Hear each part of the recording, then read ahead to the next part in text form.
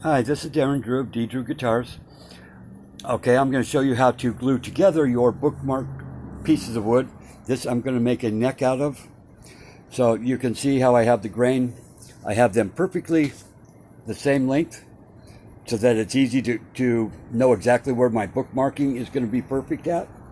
As you can see, it's like this. And when you bookmark something and you sand on it, like when you sand this, the farther away your bookmarking will get, especially with this type of crazy wood that I'm working with now. This is honey locust. This I got from a tool that was over 220 years old. It had square nails in it, and so I made a guitar, and now I'm making a neck for it. So, but I'm going to have this on the bottom side because I want this to be completely flat. One's a little bit taller than the other, so that's why I'm going to do it upside down, kind of.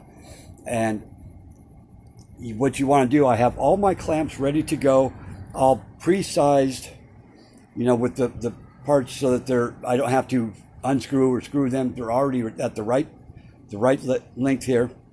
So it makes it quicker, faster, easier, because you have glue going, so you only have a certain amount of glue time.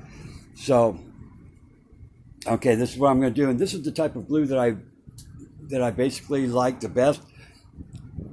Elmer's wood glue. It works really, really well. So I'm going to glue. And before I do that, I put paper down on top of my drum sander because this top is nice and flat for one. But that's why I use it. But I use the paper because it's going to get glue on the bottom side and it will stick to the top of my drum sander. And sometimes you got to kind of pry it off. And the paper will sand off very, very easily. So I'd rather have it to sand the paper off than to have it come off of the top of my drum sander. And it also makes it really black. And so it'll get your wood really black. So I prevent that by just putting paper down. It makes it so much easier and cleaner all the way around. Okay, so here we go is what we're going to do.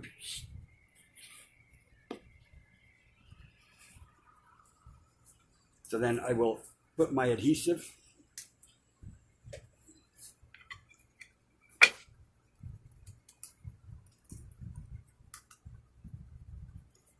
I hope I have enough in this bottle. I should.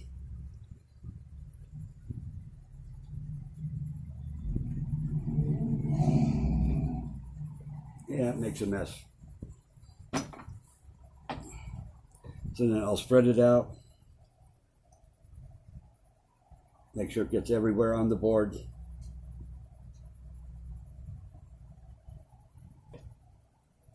And yeah, it's going to have a lot coming out on both sides, the bottom and the top. We know that. So then I'll get the other side and I will put it on here and just move it back and forth, make sure that it's everywhere on both pieces where it has plenty of glue.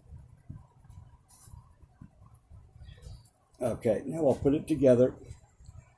And I also write on the wood exactly what parts are where. That way it's easier to read later. I'll wipe off this excess already. It's going to be on the bottom side, just so that there's less glue sticking to the paper. Yeah, it's kind of messy, but that's part of it.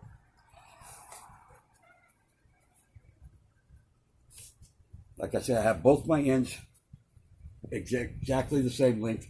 So what I'll let this do is hang off the edge of the top just a very little bit. That way I can get my clamps to it easier. Wipe off all this now because I'm going to be wiping it off during the process anyway. Okay, so what I first want to do is I want to hold down this one piece on the outside. That way it's going to stay flat to the top. And it's, like I said, hanging off the edge just a touch, but it's going to stay flat to the top. I don't care about leaving clamp marks into the wood right now because this is going to be where the fretboard is going to be going. This will be the side that I'm going to be sanding on the whole time that I'm working on it. And the other side will be the one that I'm going to round off for the back of the neck. So I'm going to clamp this down pretty well. And start at one end, work your way to the other. That way it's going to stretch it out kind of in this direction. Okay, now I'm going to use these clamps to hold this other end down too.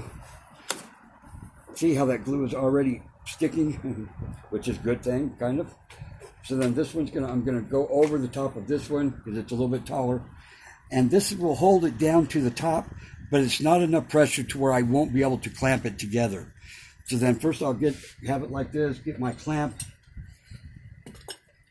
And like I said, see how easy that goes on and fast? So I want to clamp it down. I know both pieces are down to the top, so it's going to be flat. And I'll want this down as much as I can and clamp it together.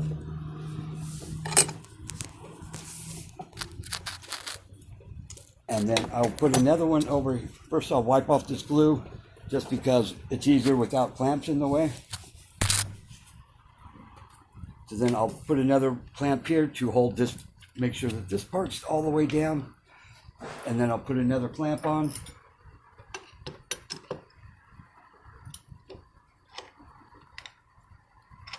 And I'll keep doing that all the way down.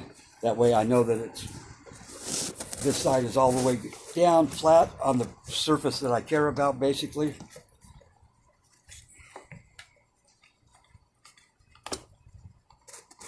And then I'll put another clamp.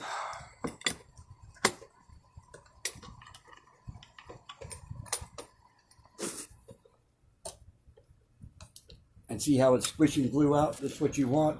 That's why this clamp here isn't holding it from squishing together like these clamps put on a lot of pressure. These little blue ones, they really don't. So then I'll clamp the end, leave a little space here, put on another clamp.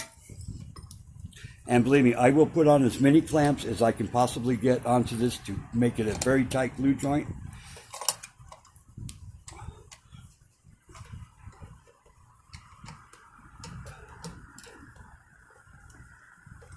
Okay, I'll wipe off some excess glue. Make sure that this is nice and even, because that's going to be my bookmark joint. So I want that to be perfect. Otherwise, it's going to be a misglued bookmark, in which that's no good. Then I'll get some more clamps.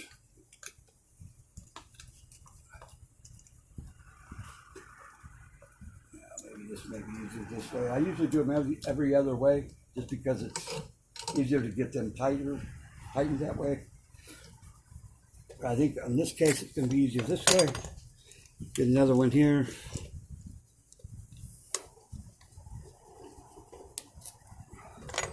Another one here.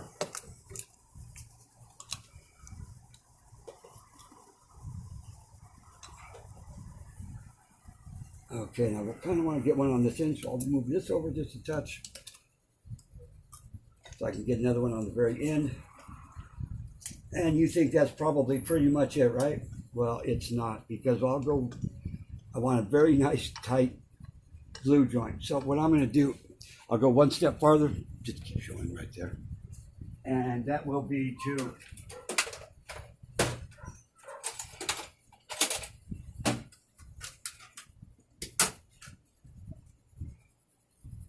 get a wrench, a long wrench, and I will tighten up all of these clamps with a wrench, because I can get a lot more leverage and pressure on it like that. Now I'll go to this one, tighten it up,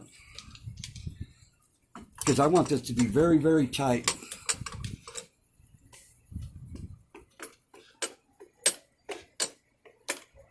And there's no way I can get it this tight with just my hands, so I will keep using wrenches and keep tightening it.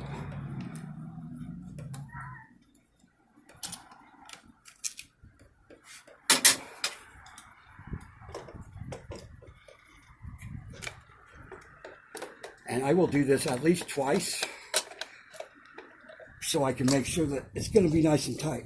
Because you don't want to be able to see this glue line. Plus you want it to hold together very well. So I'll make sure it does by tightening it as much as I can tighten it. And normally I would be using blocks to go in between my clamps, but on this I really don't care, because I'm going to trim off both edges of the neck. So I don't care if I leave clamp marks. But a lot of times you do care about leaving clamp marks, so you want to use a piece of wood in between your clamp and whatever you're gluing. That way the clamp marks won't be there. and you think that this is a little excessive, it's not. And you still will have maybe some spots, even though I made these perfectly flat, still spots that didn't get perfectly glued. Okay, now I'll go back and do it one more time, because like I say, I'll do this 2 or 3 times, come back in 5 or 10 minutes and do it again even, because I like my glue joints nice and tight. I don't have glue presses. This is the way to do it at home. That's the best way possible. See how much more I'm going on these? Because I want it perfectly tight.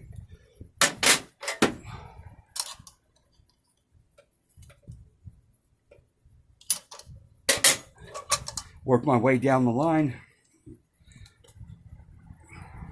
And then what you do is let it sit for 2 days. Let the glue dry that's inside, and it will take that long for it to dry.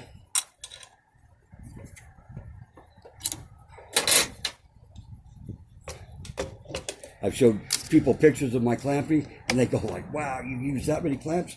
Yeah, usually as many as I can get on it, or that I have, because believe me, it is necessary. And I can see both ends are nice and flat, and there you go. Leave it for 2 days, and I'll show you what happens when I unclamp it. This is Darren Drew. Please like and subscribe. Thank you very much for watching.